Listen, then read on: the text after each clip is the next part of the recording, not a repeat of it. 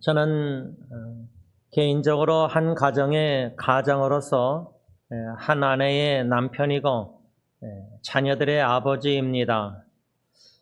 교회적으로 목회적으로는 승리 장로교를 하나님의 은혜로 담임 목사로 섬기고 있습니다. 가정사역과 목회를 둘 다 하나님 앞에서 생각할 때 저는 둘 다 성공하고 싶습니다라고까지는 말을 할 자신이 없지만 적어도 더 이상 실패하고 싶지 않습니다 라는 말은 하고 싶습니다. 나누고 싶습니다. 그래서 하나님이 주시는 은혜와 인도하심 따라, 양심 따라, 찔림 따라 제가 가정사역에 있어서는 아내와 눈물로 같이 허가고 기도하고 용서를 구하고 용서를 받았습니다.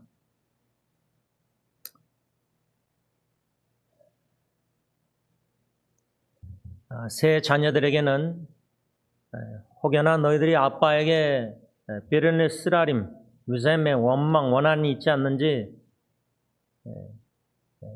다 물어봤습니다. 그 이유는 만일에 아내나 자녀들이 남편이나 아빠인 저에게 쓰라림, 상처나 깊은 상처, 큰 상처 속에 쓰라림이나 원망, 원한이 있다면은 그것을 하나님 앞에서 회개하고 식구들에게 용서를 구하고 싶었기 때문입니다.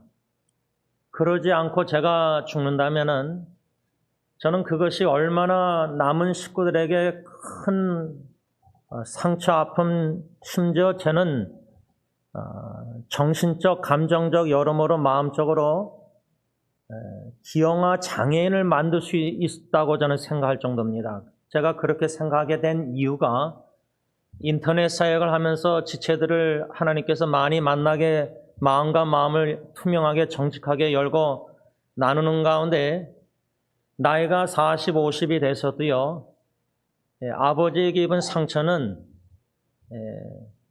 있습니다. 원한이 있고 쓰라림이 있어서 저보다 2살 어린 지체가 저에게 90된 아버지를 향해서 정이 없다고 합니다.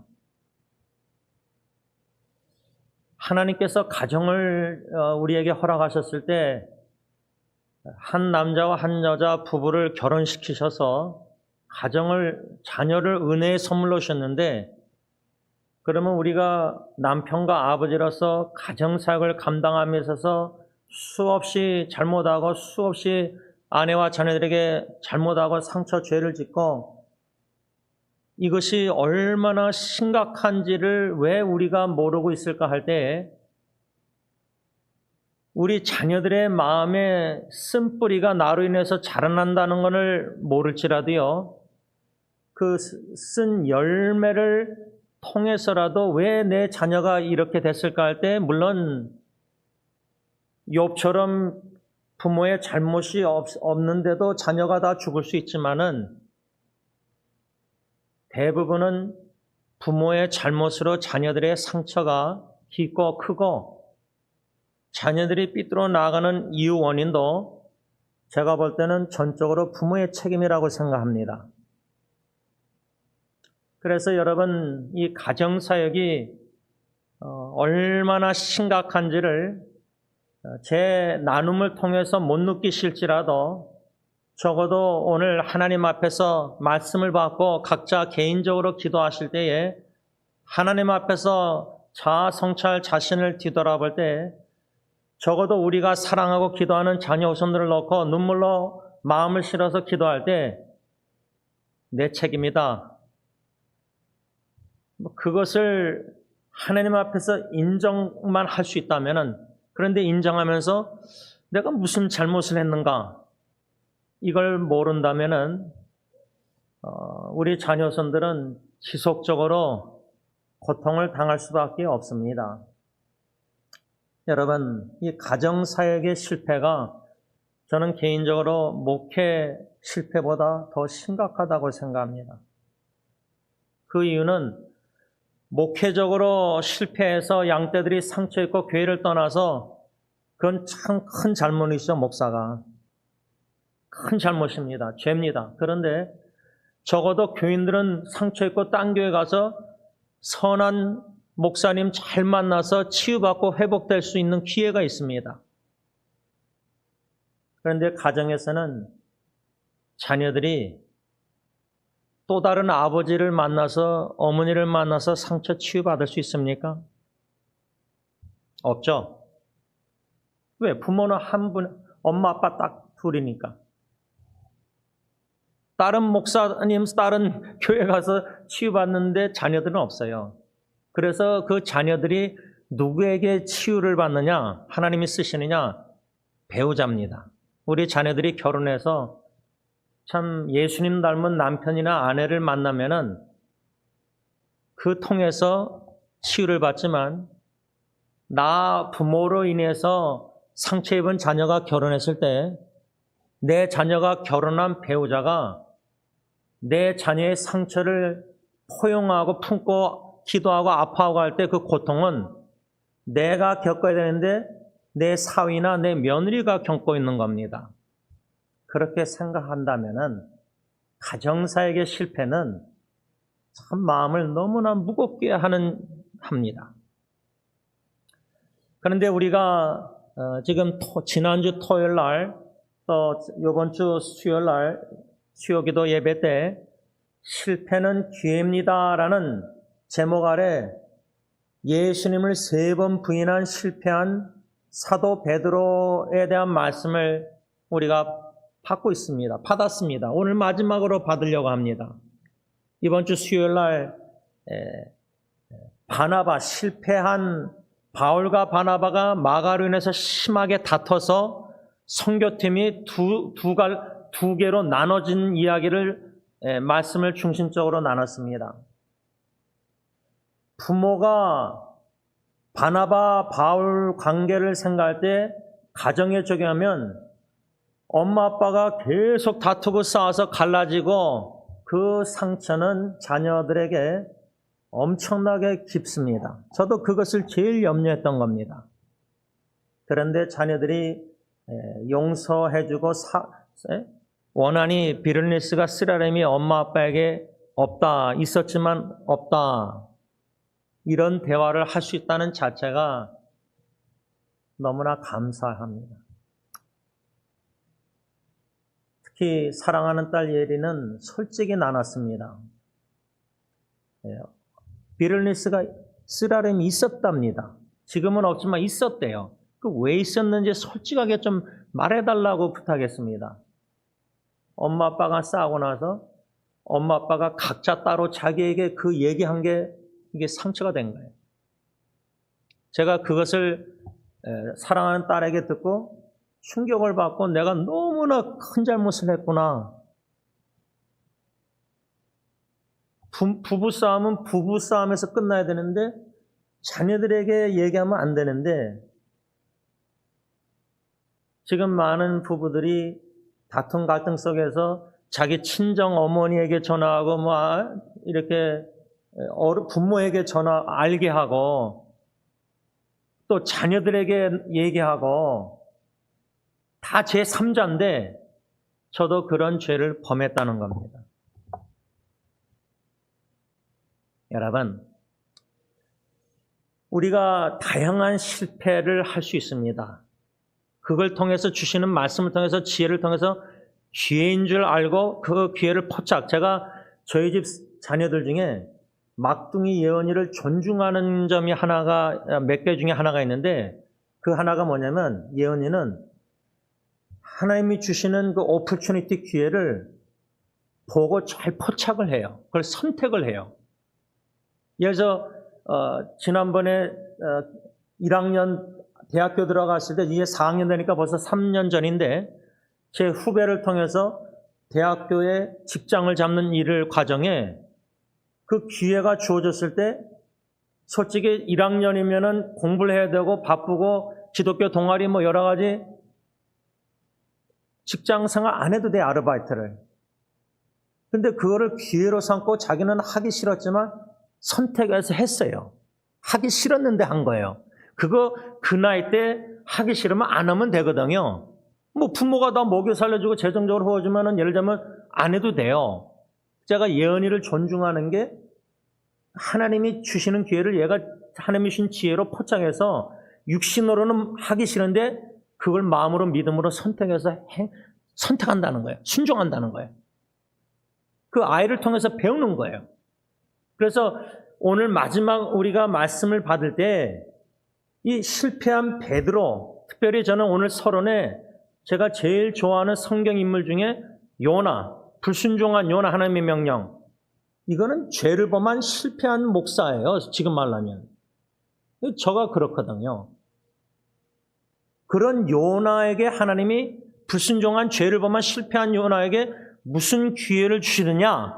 그 핵심 하나만 오늘 베드로와 연관해서 생각하려는 게 뭐냐면 요나서 2장입니다.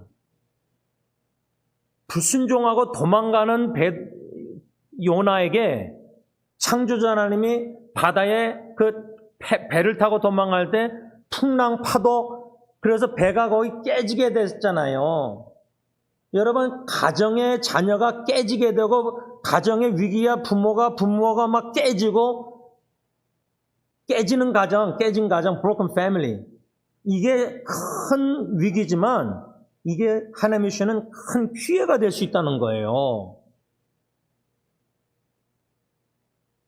우리 마음이 지금 깨지고 부서지고 자녀로 인해서 아프고 이런 마음의 깨짐이든 부부관계 깨짐이든 부모 자녀 관계가 상처로 깊이 깨졌던 이걸 또 무식해서 무지해서 모르고 있던 이런 위기, 그런 배가 깨지게 된 상황에서 다 불신자들은 자기 우상신들에게 기도하는데 요나는 배 밑창에서 자고 있었어요. 근데 지금 이게 우리 모습이에요. 목사, 장로, 당회가 직분자들이 또 교회에서나 가정에서 아빠, 엄마들이 영적으로 졸고 있어요. 왜? 그 정도로 이게 나의 잘못이라는 죄라는 실패라는 이 실패감이 뼈저리게 자기에게 절망을 안 하고 있는 거예요. 못하고 있어요. 그 정도로 책임 의무감이 나는 가정에서 하나님이나 자녀, 배우자에게 빚진 자라는 거 우리 설교 말씀 빚진 자 사상 의무가 있는데 내가 남편으로서 아빠로서 의무를 잘 충분히 감당 못하면서 내 입장에서는 남편 아빠로서 최선을 다했다고 착각하고 있는 거예요. 착각하고 있으니까 하나님 보시기에 주어진 배우자 선물이나 복덩이나 자녀들 은혜의 선물을 잘 관리 매니지먼트나 잘 사랑을 이웃사랑을 해야 되는데 못하고 있다는 것을 못 깨닫고 있는 거예요. 이게 제일 저는 큰 문제라고 생각해요. 지금 요나에게 배가 깨지게 될 정도로 하나님의 풍랑 폭풍 다 내려주신 건 축복의 기회예요. 어떤 기회죠? 회개할 기회예요. 죄를 깨닫고 인식하고 인정하고 회개 기도할 기회인데 그 이전에 하나님이 주신 축복, 그 기회는 뭐냐면 큰 물고기를 준비하셨어요. 요나서 1장에서 4장까지 보면 준비하셨다. 개역 한글인가 개정에는 예비하셨다. prepare. 세 개를 하나님이 준비하시는데 제일 첫 번째 준비가 큰 물고기를 준비하사 요나가 바다에 던지라고 할 때 사공들이 살리려고 안 던졌지만 결국 하나님이 더 세게 풍랑 파도를 해가지고 사공들이 창조자 하나님과 배를 노를 져서 싸워서 반대로 그 풍랑을 이기려고 하다가 더 이상 안 되니까 요나를 집어 던져요. 그게 하나님의 뜻이니까. 그러니까 하나님의 뜻이 우리 아빠들이 남편들이 바다 깊은 속처럼 침체가 좀 자신에게 절망감을 느낄 정도로 침체를 우울감이 들 정도로 뼈저리게 그 깊이 빠질 필요가 있다고 저는 생각해요. 그렇지 않으면 우린 아빠, 남편, 가정의 가정들 정신 못 차려요. 진짜 자기가 잘 하고 있는 줄 착각하고 있어요. 그 준비한 물고기를 통해서 하나님이 주신 첫 번째 실패한 요나에게 주신 기회 축복은 뭐냐면 살베이션 구원이에요. 구원. 그 물고기를 준비 안 하셨다면은 요나는 죽었습니다. 요나서 2장이었고 1장으로 끝나요. 요나 선자는 죽습니다. 죽어야 됩니다. 근데 살려주셨어요.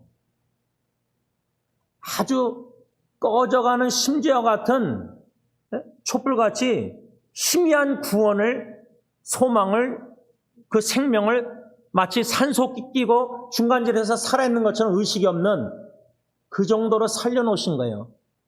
근데 그것도 진짜 감사할 일입니다.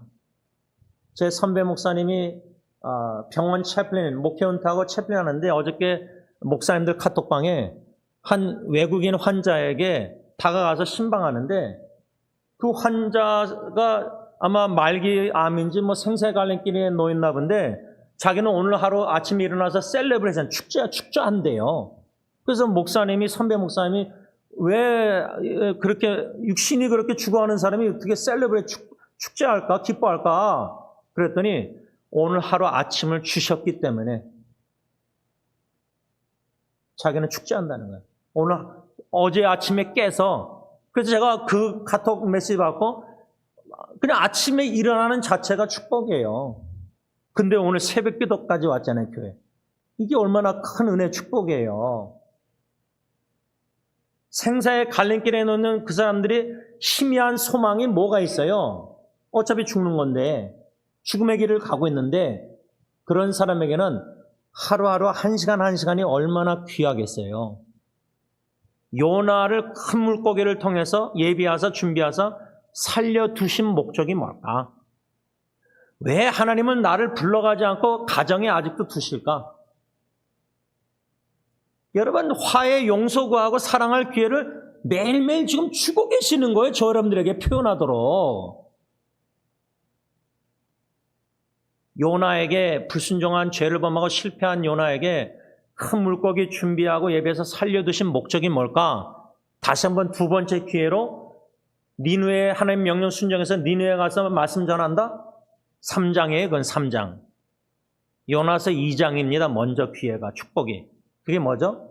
큰 물고기 안에서 바다 깊은 곳 가서 뭐요? 기도케 하시는 거예요. 기도. 왜? 우리 지금 설교 말씀을 듣고 마음이 무거워도요, 절대 가서 순종 안 합니다. 그러니까 말씀을 받고 불순종하는 거하고요, 말씀을 안 받고 불순종하는 거하고 어느 게 더 큰 죄냐? 말씀을 받았는데 순종 안 하면 더 큰 죄예요. 그러니까 여러분, 우리가 매 수요일날, 토요 새벽기도, 주일날 예배당 교회 와서 말씀 받는다는 게 가볍게 여길 일이 아니라 아예 안 받고 순종 안 하면은 덜 죄 짓는 건데, 말씀을 받고 순종하면 축복, 말씀 받고 불순종하면 저주예요. 언약 말씀이.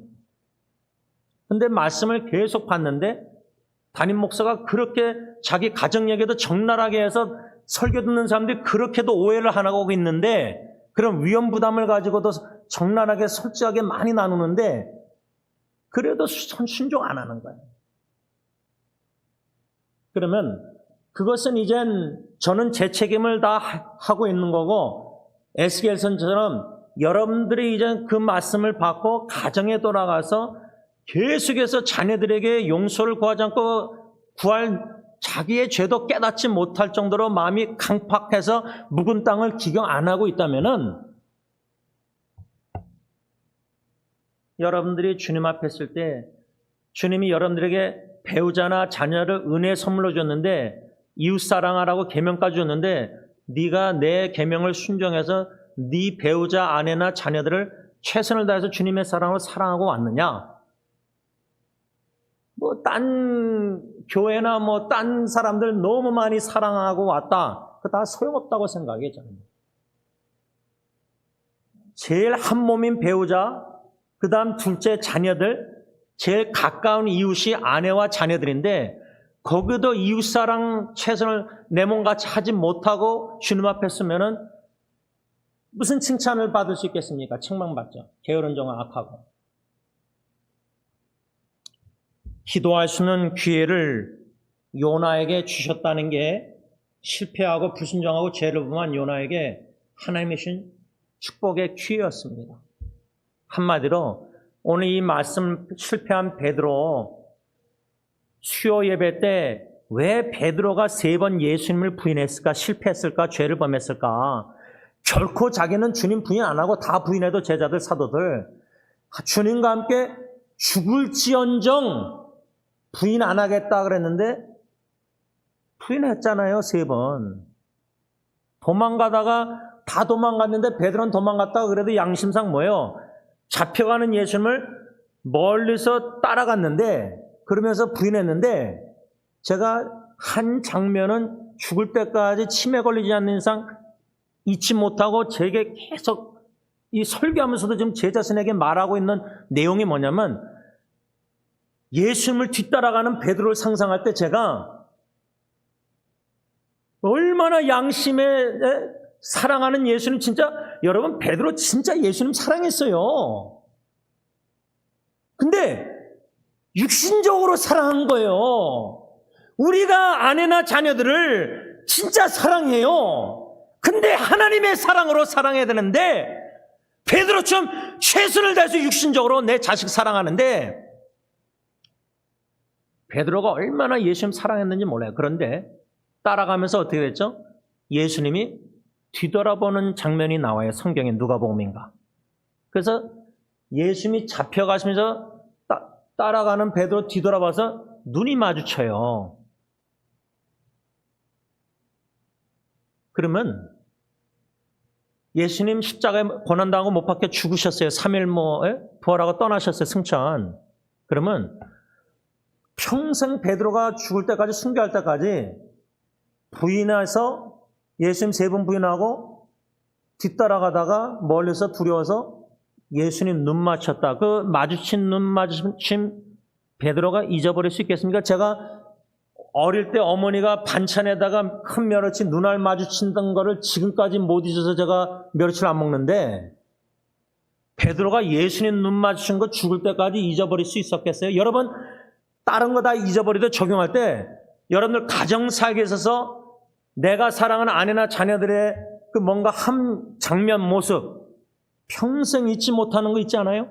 저는 제 아내가 죽어가는 주영이 한 6피트 중환자실 칠드런 하스피로 제가 가운 입고 천천히 죽겠냐 빨리 죽겠냐 제가 말하고 나서 들어가는데 하염없이 울고 있는 그 아내의 아름다운 모습을 평생 잊지 못해요. 그게 너무 아름다워서 이건 진짜 하나님이 콩깍 씻기게 하신 거예요.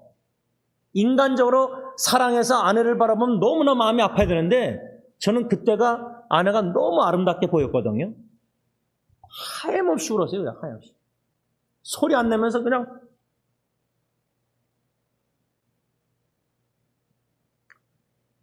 그런데 그렇게 아름다운 아내를 제가 얼마나 수없이 28년 동안 아프게 했는지 몰라요. 근데 죽을 때까지 아프게 할 거예요, 저는요. 원치 않아요. 그러게 절대 원치 않아요. 아내를 끝까지 예수님의 사랑하는 죽을 때까지 사랑하고 싶으면 너무 간절해요. 노력하는데 안 돼요. 아내한테도 그렇게 여러 번 고백했어요. 나 하나님의 사랑으로 당신을 사랑하고 싶고 더 사랑하고 싶은데 예수님의 사랑으로 그걸 남기는 게 나를 죽어서 추모할 때 당신이 나 예수의 작은 모습과 예수님의 사랑을 기억하는 게 나는 그게 최고의 선물을 주고 싶은데 죽을 때까지 마지막 호흡까지. 근데 안 된다. 마음은 원하는데 육신이 약해서 안 된다. 솔직히 몇 번이나 제가 마음을 진심으로 울면서 고백했어요. 안 해요. 여러분들도 마찬가지 아니에요? 그런 마음으로 배우자나 특히 자녀들 예수님의 사랑으로 예수님의 모습 신앙의 본을 보여서 떠나서 그들이 우리를 추모할 때 예수님 작은 예수를 생각나고 내가 실패하고 죄범한 거 다 잊어버리고 다 용서하고 화해하고 그러고 싶지 않으세요? 진짜 무엇을 남기고 떠나야 될지 이젠 준비할 나이가 다 되셨는데 이게 최우선이에요. 선교 따른 게 아니라 사역이. 주님의 교회가 아니라 이게 지금 제일 급선무라고 저는 생각이 적어도 저는 담임 목사로 승리께 새사역 식구들 다 지금 교육자들도 친척들하고 남남으로 지내는 친척들 우리 교육자도 있고 지금 우리 교육자들 자신들도 지금 가정생활이 친척과 관계가 원만하지 않아요. 모든 가정이 완전한 가정이 하나도 없기 때문에 모든 부족함과 죄와 불순종과 실패가 너무 많은데 거기에 초점을 맞추기보다 첫째는 왜 베드로가 실패했느냐? 마태복음 16장 예수님이 이제는 앞으로 십자가에 고난당해서 죽고 부활할 것을 나타내시고 가르치니까 베드로가 뭐랬죠? 항변하여 가로되 예수님께 절대 그런 일 일어나면 안 됩니다. 결코 예수님 십자가에 죽으면 안 됩니다. 그때 예수님이 베드로에게 사탄아 물러가라 그랬어요. 부부 자녀 관계 이웃사랑에 예수님의 사랑으로 안 하고 베드로처럼 육신적으로 자식을 그렇게도 사랑해서 결코 예수님 안에서 자녀들이 고난당하는 거 원치 않아서 견딜 수 없는 마음으로 자녀들을 막 이렇게 하는 거 사랑, 그게 자식 망치는 거예요, 영적으로. 근데 그걸 엄마들이 몰라요. 너무 답답해요.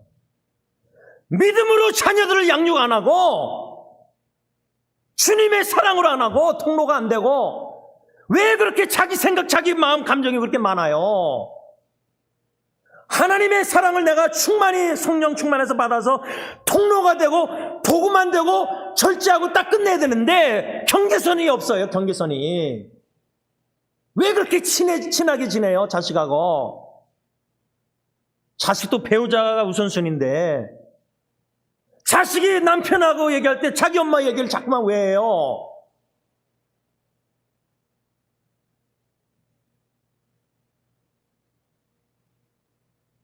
얼마나 목회자부터 해서 목사, 사모, 장로, 직분, 권사다 얼마나 가정사역 실패하고 있는지 스스로 모르고 있어요. 제가 볼 때는 조금밖에 몰라요. 그 심각성을 저도 지금 너무 깨닫고 싶고 알고 싶고 애들하고 알려고 대화하고 막 아빠가 잘못한 게 뭔지 알려달라. 내가 모르니까 알고 하나님께 왜 가고 너희들에게 용서를 구하고 싶은데 자존심이 뭐 필요 있어요. 이제 주님 앞에 쓸 때 책망받지 않으려면은 칭찬은 못 받을지라도 주신 놀라운 선물들인데 복덩이들인데 가정이 그걸 왜 하찮게 여겨요? 귀하게 여겨야 되는데 베드로가 실패하는 원인은 사탄아 물러가라 예심하면서 너가 하나님의 일을 생각 안 하고 사람의 일을 생각한다. 그러니까 적용하면은 결국 베드로는 하나님의 뜻이 오늘 보면 마태복음 26장 31절에 그때 예수께서 제자들에게 뭐라고 말씀하시죠? 오늘 밤에 너희가 다 나를 버리리라. 그 다음 뭐라 했죠? 기록된 바, 내가 목자일지니 기록된 바 이거예요. As it is written. 기록된 바. 마태복음 4장에도 예수님이 마귀의 유혹을 기록된 바 하면서 구약을 인용해서 승리했는데 베드로는 하나님의 구약의 메시아에 기록된 말씀 예언이 죽는 건데 나무의 십자가에 계속 죽는 건데 예수님이 죽겠다고 하니까 결코 그러면 안 됩니다. 그게 예수님 너무 사랑하게 보이지만은 그거는 불신앙이고 불순종이에요. 사탄아 물러가라 그랬어요. 예수님이 베드로에게. 사탄적인 생각으로 우리가 자녀를 사랑하고 있는 걸 왜 부모들이 모르고 있는지 모르겠어요. 우리가 모르고 있는 거예요. 세상적이고 마귀적이고 사탄적인 사랑으로 자녀를 사랑하고 있는 거예요. 그거는 하늘의 신적인 하나님의 사랑으로 영적으로 영원한 사랑으로 사랑하는 게 결코 아니에요. 착각하면 안 돼요. 우리 부모들. 하나님의 일을 생각 안 하고 사람의 일을 생각하고 있었기 때문에 베드로가 실패한 거예요. 3번 부인한 거예요. 마지막 한 가지 더, 적어도 2가지 이유인데 오늘은 2번째 이유, 마지막 한 가지 더 왜 베드로가 실패했는가, 그 원인이 어디 있는가. 오늘 본문 문맥에 마태복음 26장 41절 보면 예수님께서 뭐라죠? 시험에 들지 않게 깨어 기도하라. 마음에는 원이로되 육신이 약하도다. 베드로가 왜 실패했느냐? 다른 제자들도 마찬가지지만 예수님의 말씀대로 시험에 들지 않게 깨어 기도 안 하고 졸고 있었는데 베드로가 그렇게 예수님을 사랑해서 결코 나는 부인 안 하고 주님과 함께 죽을지언정 막 그렇게 강하게 얘기했지만 사랑하는 것 같이 보였지만 예수님께서 37절 보면요. 베드로와 세베대의 2 아들을 데리고 가실새 고민하고 슬퍼하사, 이거 우리 겟세마네 동산 기도 원로 목사님 설교 통해서 배웠잖아요.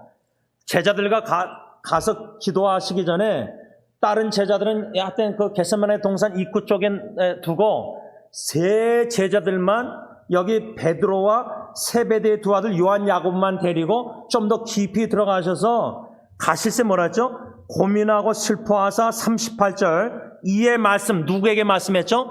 베드로, 요한, 야고보 요 세 명에게만 얘기한 거예요. 이에 말씀하시되 내 예수님, 내 마음이 매우 고민하여 죽게 되었으니 너는 여기서 머물러 나와 함께 깨어 있으라. 여러분, 우리 사랑하는 부모나 배우자나 자녀가 중환자실에서 죽어가고 있다면은 그 병원 비우려고 합니까? 웬만하면 대신대로 임종시키려고 부모님들 병실에서 같이 자든지 배우자 암으로 막 중간 이렇게 아파 있으면은 침대 병원에서 하나 받아가지고 그냥 땅밥 이렇게 자잖아요. 자녀들도 자고 엄마 아빠 투병할 때. 예를 들자면 지금 예수님은 베드로, 요한, 야고보에게 심정을 나누면서 내 마음이 매우 고민하여 죽게 되었으니 너희는 여기 머물러 나와 함께 깨어 있으라. 예수님이 자기 심정 마음 매우 고민하여 죽게 되었다. 고민하고 슬퍼하시고 너무나 우리가 상상할 수 없는 모든 우리의 죄의 짐을 대속 죽고 십자가에 죽으시고자 그 십자가의 길, 골고다의 길을 이제 가야 되는데 더 나가서 이제 아버지께 버림받잖아요. 그 자리까지 가기 위해서 지금 그 전날 밤 겟세마네 동산에서 그 예수님의 심정이 어느 정도였을까를 적어도 베드로, 요한, 야고보 마음을 나누셨잖아요, 예수님이. 여러분, 우리 남편이, 아내가 진짜 너무 힘들고 괴롭고 자식 때문에 너무 아파서 와이프가 자녀 양육에 너무 힘들어서 남편에게 마음을 쏟아내고 울면서 얘기하는데 남편이 조는 거예요. 그냥 침대에서 자는 거예요. 부인은 자지도 못하고 지금 자식 때문에.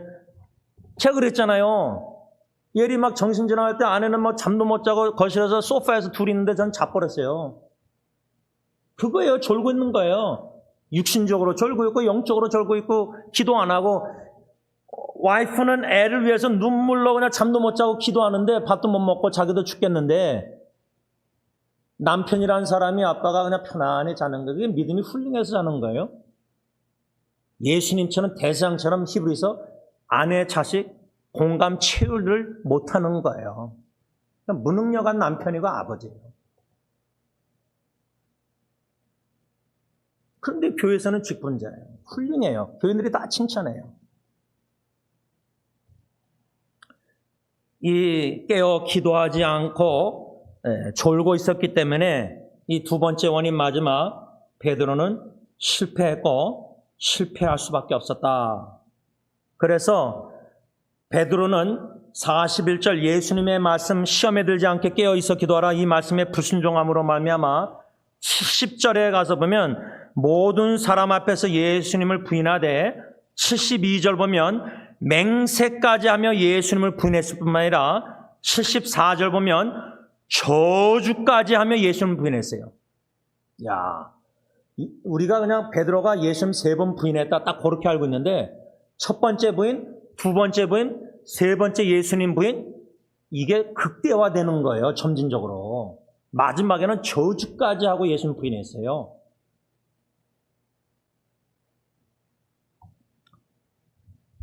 이렇게 3번 예수님을 부인한 후에 닭이 곧 울었을 때 74절 베드로는 예수님의 말씀인 닭 울기 전에 너 베드로가 3번 나를 부인하리라 라는 말씀이 생각나서 밖에 나가서 심히 통곡했어요. 75절.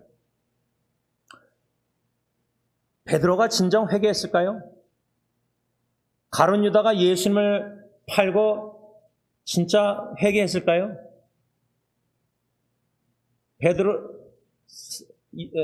가룟 유다는 자살했습니다. 제가 볼 땐 진정으로 회개한 게 아니에요. 그냥 뉘우친 거예요. 양심에 찔려서 뉘우친 거예요. 이 설교 말씀을 듣고 양심에 찔리면 다 있을 수 있는데 반응은 2가지로 3가지로 나올 수 있어요. 성령 충만해서 기도하는 가운데 하나님께 간절히 구해서 깨어 기도해서 새벽기도에 마치고 계속 마음으로 기도해서 하나님 이 말씀 순종하고 싶습니다. 적어도 죽기 전에 가정사역은 다 화해하고 용서구하고 화해하고 떠나고 싶습니다. 성공은 못할지라도. 과거에 잘못한 것을 다 용서를 구하고 하나님과 배우자 자녀들에게 화해하고 떠나고 싶습니다. 이 한 가지 목적만 죽기까지 목적을 두고 깨어 기도하면은 정 급하면 금식 기도까지 하면서 하나님께 살려달라고 간절히 구하면은 은혜 주시면은 귀에 포착해서 순종할 수 있어요. 하나님이 그렇게 반드시 은혜 주세요. 근데 믿음이 없이는 이렇게 기도 안 하니까 그냥 이게 설교 듣고 계속 찔리고 그냥 두 번째 반응은 뭐죠? 그냥 뭐 막막하잖아요. 뭐 어떻게 해요? 내가 이 나이에 무슨 뭐 배우자 자식의 용서를 구해요. 사랑한다는 표현도 안 하는데. 그러다가 인생 종치는 거예요. 끝나는 거예요. 그러면 하나님 주님 앞에서는 둘째치고요. 죽음으로 끝나는 게 아니에요. 여러분들 가정사역은요. 왜? 내가 결혼생활 50, 60년, 70년 살 동안 자녀들, 이젠 자녀들이 아니라 손주들까지 끼친 영향의 추억이 좋은 추억보다 나는 뭐 사랑을 최선을 다했다 하지만 자녀 후손들은 아빠, 엄마, 할아버지, 할머니에 대한 추억이 안 좋은 추억이 더 많으면요. 좋은 추억보다. 그거는 자식들에게 신앙을 유산을 남긴 게 아니라 진짜 상처를 안 좋은 추억을 깊이 평생 기형아 정신장애인으로 만들도록 주고 유산으로 남기고 떠나는 거예요. 아무리 돈을 많이 남길지라도. 이러한 실패한 또 실패하고 또 실패한 베드로에게 요한복음 21장 15절 이후로 부활하신 예수님이 누구에게 나타났죠? 3번 부인한 베드로뿐만 아니라 뭐요? 죽었으니까 예수님 사랑하던 다시 본업으로 돌아와서 옛날 직장으로 고기 잡으러 갔잖아요. 베드로가 다른 사도들과. 아니 어떻게 사람을 낳는 어부가 되려 해서 3년 동안 제자 훈련했는데 그래서 저는 교회 시스템이 뭐 어떻게 1대1 제자 훈련하고 뭐 어떻게 딱딱 뭐 교리 다 가르쳐서 다 철저해서 순장되고 다 해놨는데 그런 사람들이 더 범죄예요. 몰래. 교회가 조직적으로 그렇게 뭐 제도화해서 교육을 하는 건 좋지만 학교처럼 그게 다가 아니에요. 머리는 크게 만들었는데 교만하게 만든 거예요. 교인들을. 왜? 말씀을 받고 순종을 안 하니까. 교만한 성도들만 문제 일으키는 성도들만 제자 훈련해서 더 많이 만들어 놓은 거예요. 그게 뭐 목회 잘못한 거죠. 그렇게 못할지라도 유기체 성령이 역사하셔서 말씀에 진짜 부딪혀서 충돌해서 양심의 찔림 속에서 시험에 들 수도 있고 계속 목사 때문에 아니면 진짜 철저하게 자기 자신에게 낙심 절망해서 밑바닥에서 주님께 살려달라고 베드로처럼 물 빠지면서 우리 가정 나를 회개케 해달라고 기도하고 주님 우리 가정 살려주세요. 이 절박감이 진짜 있어야 돼요. 이제 시간은 그렇게 많지 않고요. 우리가 자녀들에게 뿌린 씨앗의 그 쓴뿌리 쓴 열매가 우리가 생각하고 예상하는 것보다 엄청나게 더 클 수 있어요. 그거를 다른 가정들 상담하다 보면 엿보면요. 내 가정을 안 뒤돌아볼 수가 없어요.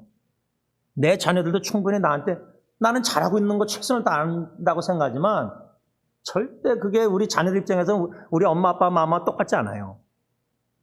이거를 그냥 유월절처로 넘어가서 그게 넘어갈 일이 아니에요.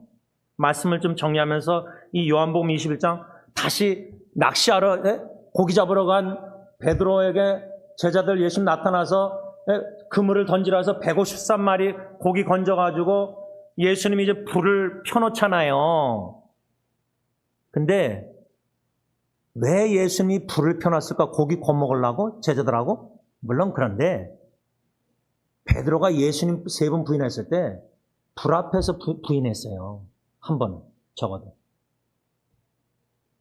그러니까 예수님은 불을 펴놓고 고기 가져오란 다음에 구면서 베드로에게만 내가 나를 사랑하냐 3번 질문해요. 그게 다 의도적이에요.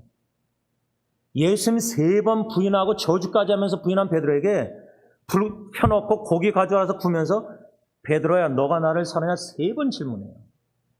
그 과정을 통해서 통곡하고 뭐 닭 울기 전에 그 예수님 말씀에서 울고 뭐 회개한 것 같잖아요. 근데 요한복음 21장에서 왜 예수님이 그렇게 하셨을까? 죄에서 철저한 회개에 있어서 죄책감에서 자유를 못 누리고 있어서 좀 그렇다고 생각해요. 3번 질문한 다음에 베드로가 한 번 질문 받고 2번 질문 받고 마지막 3번 질문 예수님께 받았을 때 이게 점진적으로 베드로의 마음이 어떻겠어요? 3번 부인할 때도 점진적으로 세져가지고 초조하며 부인했는데 마지막에는 예수님이 하필이면 또 3번 질문하는 거예요. 제가 이런 설교를 계속 강단에서 하면은 한 번 들을 때 하고 2번 들을 때 하고, 근데 오늘 토요일 새벽엔 또 제임스 목사가 뭘 먹었길래 저렇게 막 흥분해서 저럴까? 3번 질문한 다음에 예수님의 답변은 뭐였죠? 그래, 네가 날 사랑해? 내가 안다. 그렇게 답변 안 하고요. 내 양을 치라, 내 양을 먹이라, 내 양을 치라 3번 얘기하세요. 아니 3번 부인하고 실패해서 다시 육신의 고기 잡으러 옛 직업으로 간 사람한테 더 큰 사명을 주셨다는 거예요. 이게 바로 실패의 놀라운 하나님의 기회라는 거예요. 가정에 실패했는데 지금도 실패하고 있고 죽을 때까지 실패할 것인데 하나님은 더 큰 사명을 오늘 설교 말씀을 통해서도 여러분들에게 도전하고 주시는 거예요.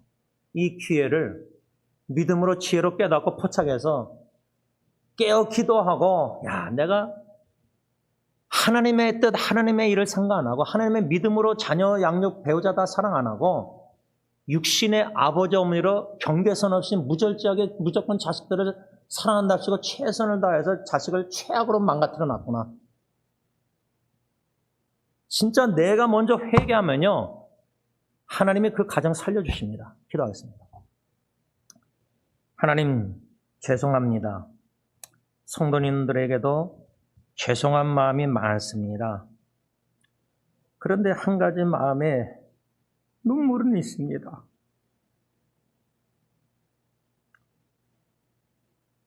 나이도 어린 자녀들이 부모에게 입은 상처가 얼마나 큰지, 특히 아버지에게 입는 상처들이 얼마나 많은지, 우리 자녀들이 지금 아빠하고 대화를 하는가? 우리 딸들이 아빠하고 마음의 이야기를 나누는가? 만일에 자녀들이 아빠를 그냥 정이 없는 아빠를 그냥 아빠이기 때문에 아빠로 대한다면, 일상생활 대화만 하고 있다면 우리 아빠들 진짜 회개해야 됩니다. 진짜 깨지고 부서져서 죄송하지만 암이 걸려서라도 죽음의 고개 앞에서라도 사망의 음침한 골짜기라도 그렇게 안 하면 불순종한 요나 배를 깨서라도 생사 갈림길에 있는데도 뱀이창에서 자고 있었습니다. 다 자기 우상들에게 기도하는데 요나는 하나님께 기도도 안 합니다. 근데 깨닫고 자기를 바다에 던지라고 합니다. 우리 생명 거래됩니다. 우리 아빠들, 남편들 가정사 생명 걸지 않으면 우리 가정, 배우자, 자녀들 희망 없습니다. 생명 걸고 회개하고 철제 깨지고 부서져서 진짜 하나님의 성령 충만한 역사 속에서 양심의 찔림 속에서 회개케 하시사 하나님께 용서를 구하고 용서를 받았다는 사죄 확신을 가지고 먼저 배우자에게 진심으로 회개할 수 있는 우리 남편들 되게 하시고 아내에게 용서를 받고 자녀들에게도 하나하나 자녀들에게 다가가서 진심으로 하나님 앞에 자녀들에게 용서를 구하고 죄를 깨달아 물어보고 알고 용서를 구해서 가정사역 어느 정도 정리정돈 다 화목하고 회복한 후에 불러가실 수 있는 은혜를 우리에게 베풀어 주시옵소서. 예수님의 이름으로 간절히 기도를 올리옵나이다. 아멘.